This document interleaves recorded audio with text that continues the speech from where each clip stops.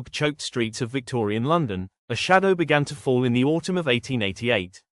A terror born of the night, whispered in hushed tones, gripped the heart of Whitechapel. This is the story not just of a monster, but of a woman caught in its deadly wake. Her name was Catherine Eddowes, a woman of resilience, of struggle, whose life, like so many others in the East End, was a constant fight for survival, until one fateful night, her story became forever intertwined with one of history's most infamous mysteries.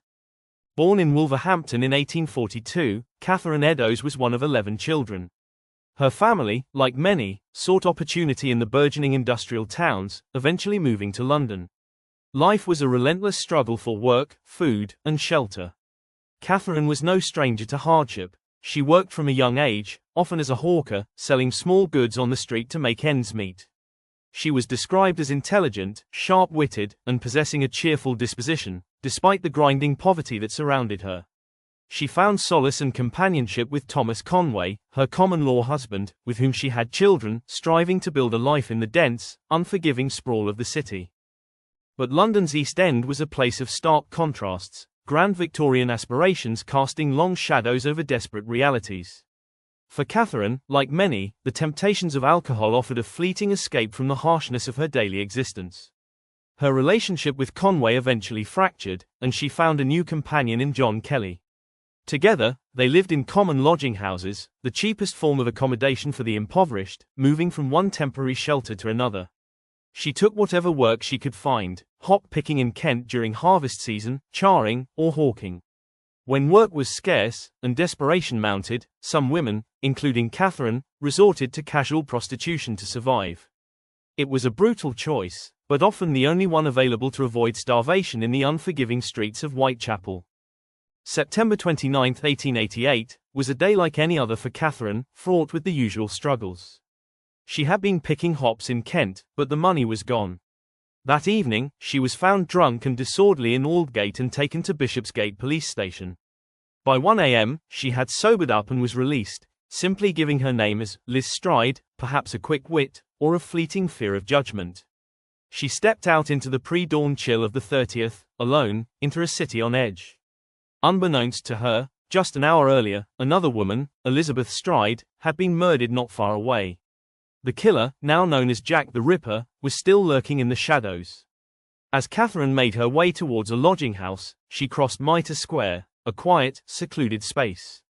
In that desolate corner, her path converged with pure evil. At 1:45 a.m., Police Constable Edward Watkins made a discovery that would forever haunt him and plunge London into unprecedented panic. In Mitre Square, he found Catherine Eddowes. Her body had been horribly mutilated, beyond recognition, a clear sign of the killer's escalating depravity. This was the double event, two murders by the same hand within hours, just streets apart. The police investigation intensified, but clues were scarce, and fear gripped the city like a vice. A piece of Catherine's blood-stained apron was later found nearby, leaving a chilling message thought to be from the killer, deepening the terror and the mystery.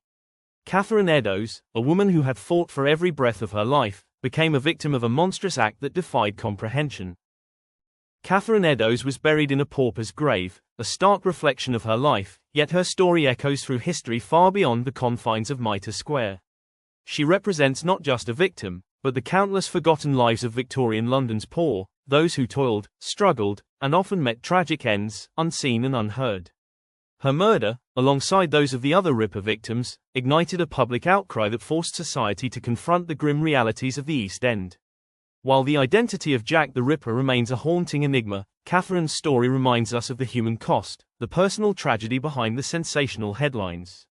She was more than a statistic. She was a woman who navigated a harsh world with courage and resilience, a life cruelly extinguished, but whose memory serves as a poignant reminder of lives lived in the shadows. Catherine Eddowes, a victim, yes, but also a woman who lived with strength and spirit in an incredibly challenging world. What do you think her story tells us about Victorian London? Let me know in the comments. Don't forget to like, subscribe, and hit the bell for more deep dives into the lives of fascinating, often overlooked, figures from history. Next up, we'll be exploring another compelling tale.